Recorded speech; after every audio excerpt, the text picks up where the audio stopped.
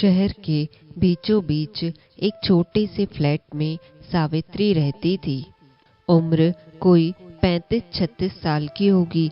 सुबह का अलार्म बजते ही उसकी जिम्मेदारियां शुरू हो जाती। सुबह 5 बजे आंख खुलते ही सबसे पहले वह रसोई की तरफ दौड़ती। बच्चों का टिफिन, पति के लिए नाश्ता और घर के बुजुर्गों के लिए दवा, सब एक ही समय पर याद रखना उसका काम था। गैस पर चाय उबल रही होती, बगल में पराठा सेक रही होती और बीच बीच में बच्चों को उठाने के लिए आवाज भी लगाती, अर्जुन बेटा उठ जाओ, स्कूल बस छूट जाएगी। रिया जल्दी करो, आज तुम्हारा प्रोजेक्ट जमा करना है। सावित्री का अपना नाश्ता अक्सर ठंडी चाय और आधा खाया हुआ पराठा ही होता है।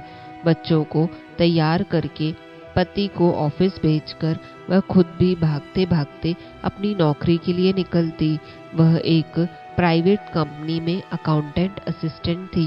रास्ते में बस या मेट्रो में खड़े खड़े ही वह अगले दिन का खर्चा कैसे संभालना है, कौन से बिल भरना है और बच्चों की फीस कब देनी है, इन्हीं सोचों में डूबी रहती। ऑफिस में वह मेहनती थी, पर अक्सर बॉस के ताने सुनने पड़ते। मैडम, आपकी रिपोर्ट समय पर क्यों नहीं आई? उसे लगता काश कोई समझ पाता कि वह ऑफिस का काम घर ले जाकर भी करती है, मगर घर आकर उसे फिर से किचन में ही खड़ा होना पड़ता। शाम को घर लौटते लौटते शरीर टूट जाता, मगर चेहरा थकान दिखाने की इजाजत नहीं देता। बच्चे होमवर्क के लिए माँ के पास दौड़ते, पति दिन भर की बातें सुनाना चाहता और सासू माँ शिकायत करती कि दूध देर से आया। सावित्री कभी खुद से सवाल करती, क्या मैं सिर्फ मशीन हूँ? मेरे लिए वक्त कब है? लेकिन फिर बच्चों की मुस्कान देख उसका दिल पिघल जाता। रात को सबके सो जाने के बाद खिड़की के पास बैठकर वह अपने कॉलेज के दिनों को याद करती। कितने सपने थे, कुछ अपना करने के, आगे बढ़ने के, आगे पढ़ने के, घूमने फिरने के, मगर जीवन की भागदौड़ ने उन सपनों को कहीं पीछे छोड़ दिया था।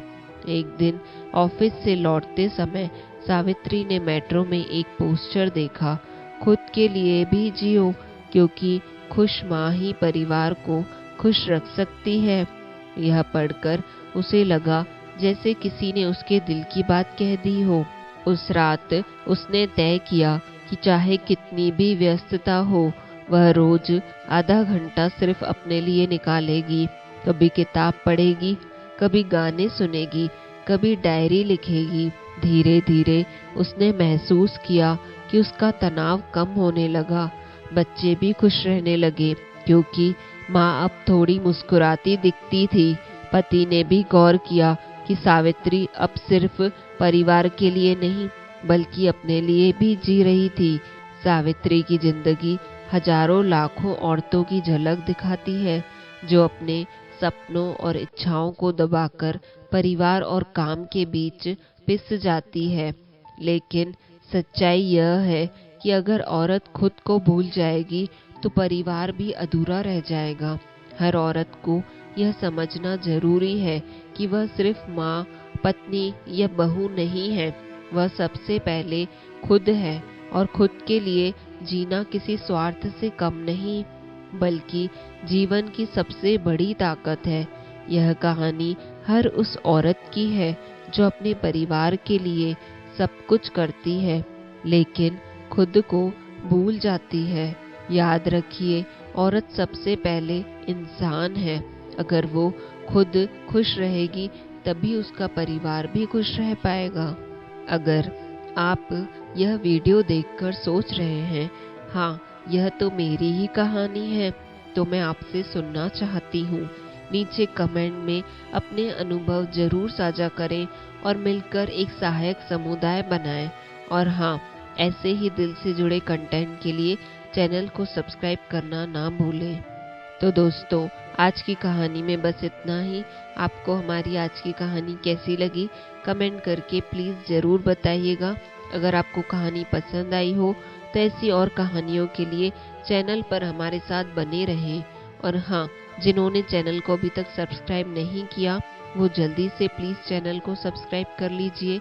मिलते हैं दोस्तों जल्दी ही अगली कहानी के साथ। तब तक के लिए आपसे विदा लेते हैं। धन्यवाद।